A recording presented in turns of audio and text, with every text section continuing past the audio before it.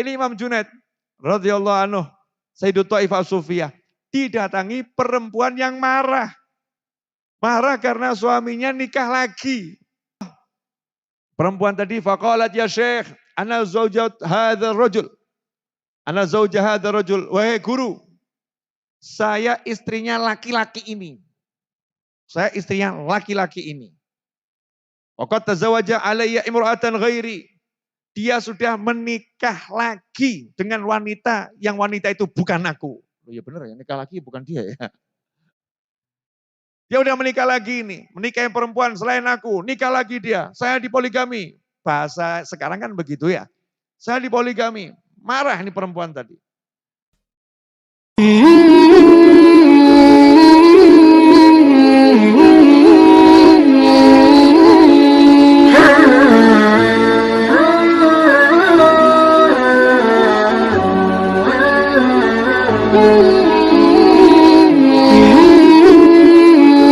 Nah ini nasihat-nasihat dari orang-orang soleh. Nah, dikatakan pernah ada satu orang datang kepada Imam Junaid radhiyallahu anhu. Kemudian berkata kepada Imam Junaid. Imam Junaid itu dijuluki Sayyidu Taifah Sufiyah.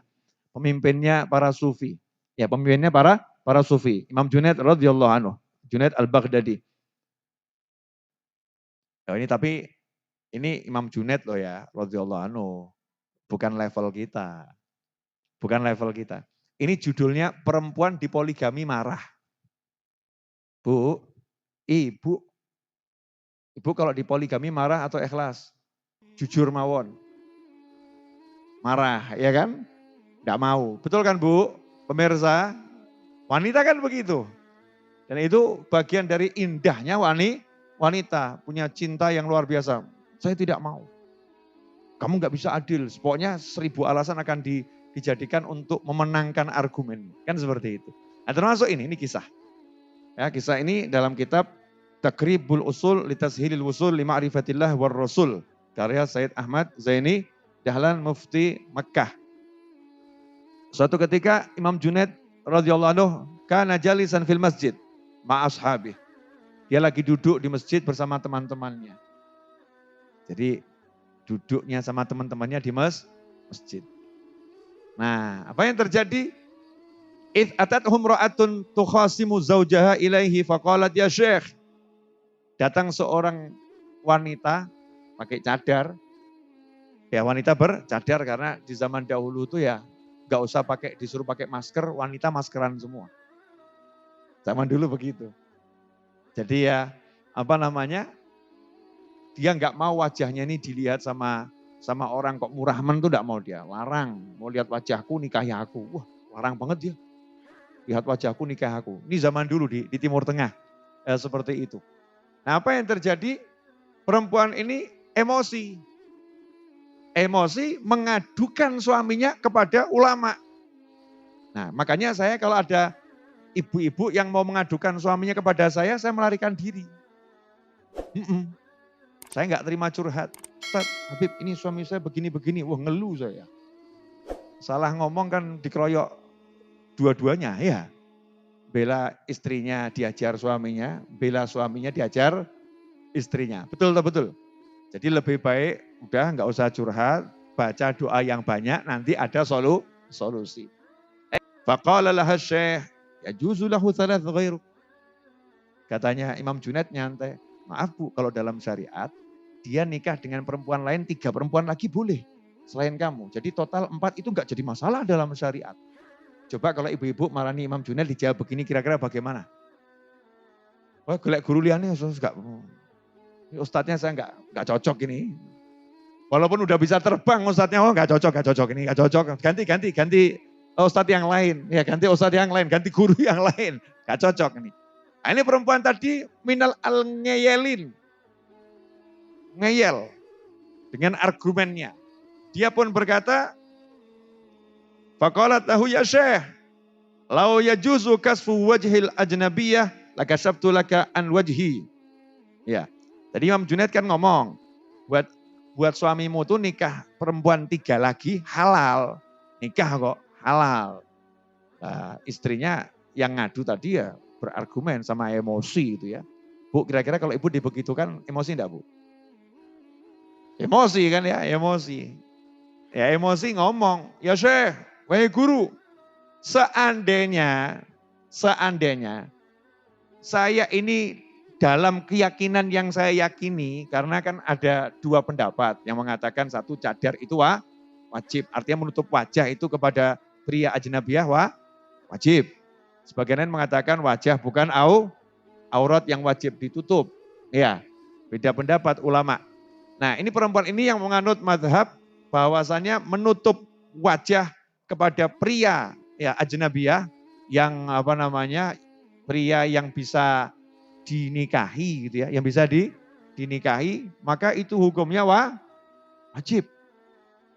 Dia pun berkata, seandainya saya boleh buka cadar saya ini, kemudian engkau melihat wajahku, ya, engkau melihat wajahku, pasti kamu akan memutuskan hukum yang berbeda. Engkau akan berkata, bi anna mithli la yu'dzar alaih. Perempuan seperti aku itu tidak layak untuk dipoligami. Maksudnya aku kiayu dulu. Paham ya? Ini bahasanya perempuan pintar kan rodok bulet sidik ya. Bulet, bahasanya bulet. Seandainya ini wajahku boleh tak buka. Kamu lihat wajahku mesti ngomong, wis di bojo kaya ngene cek rapi meneh, ora entuk haram. Kamu akan fatwakan begitu. Paham ya Bu ya? Yang paham, yang enggak paham, enggak usah paham. Nah, apa yang terjadi dengan Imam Junaid? Radhiyallahu anhu. Kalau kita datang perempuan seperti itu, jawab seperti itu, ya mungkin adu argumentasi terus ya. Imam Junaid begitu dengar kalimatnya langsung pingsan. Sing takok ya kaget, loh kok semaput? Pingsan. Ya, beliau teriak, kemudian beliau pingsan. Hatta khusya alaih. Nah, kenapa pingsan? Tidak mudah. Tidak paham. Mau paham? Ngopi dulu. Ya, jangan lupa Afia Coffee menambah pemahaman insya Allah. Ya, yang ngantuk-ngantuk jadi melek. Monggo diunjuk. Alhamdulillah.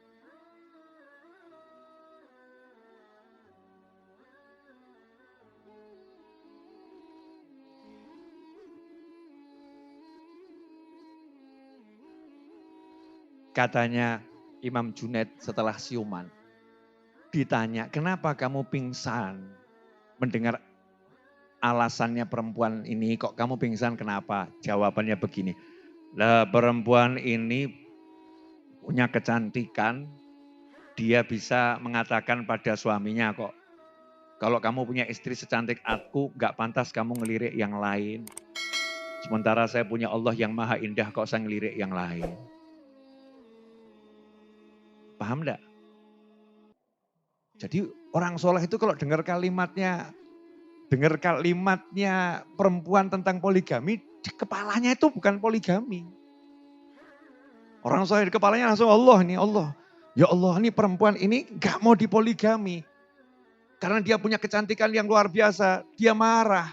Lantas bagaimana Allah yang udah baik, Allah yang udah sangat sayang sama saya, Allah yang maha indah dengan dibuktikan keindahan ciptaan Allah luar biasa. Itu menunjukkan maha indahnya Allah Ta'ala. Nah kok saya masih lihat makhluknya, saya nggak lihat Allah. Ya pasti Allah juga marah sama saya. Takut ini Imam Junaid semaput. Pingsan. Nah kita sudah dengar begini ya biasa-biasa wae. Iya kok iso ya? Gak nyambung kita. Kenapa? Gak level mas, ini Imam Junaid pemimpinnya para sufi, pimpinnya para ulama. Memang ini makomnya luar biasa. Cerita ini saya sampaikan untuk ngasih gambaran gitu.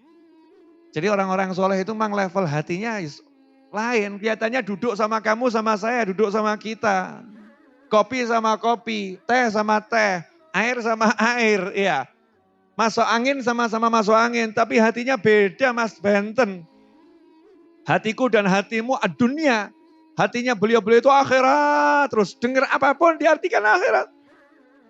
Dengar apapun otomatis klek akhirat. Lah kita kan enggak. Ketok duit dunia. Begitu duit dunia. Dunia dan dunia. Na'udzubillah min dzalik. Ikhwani rahimakumullah. Karena itu Imam Junaid selanjutnya menjelaskan, nah kalau kamu sudah tahu Allah itu maha, lah kenapa kamu masih minta sama yang lain? Kan ya cemburu Allahnya. Allah cemburu. Kenapa kamu ngemis-ngemis sama manusia-manusia, ngemis-ngemis sama apa namanya, upaya-upaya, sama usaha-usaha. Usaha-usaha itu kan makhluk. Upaya-upaya itu kan makhluk.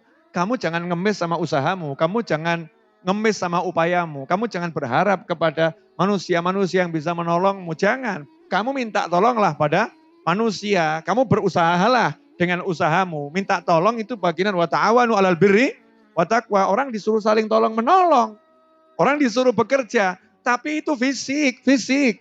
Bukan hati. Hatimu milik Allah. Hatimu milik Tuhanmu. Maka katakan pada seluruh manusia yang kamu minta tolong kepadanya. Kepada usaha yang kamu lakukan. Kepada pikiran yang kamu kembangkan. Aku gak butuh kalian. Yang kebutuhkan hanya Allah subhanahu wa ta'ala.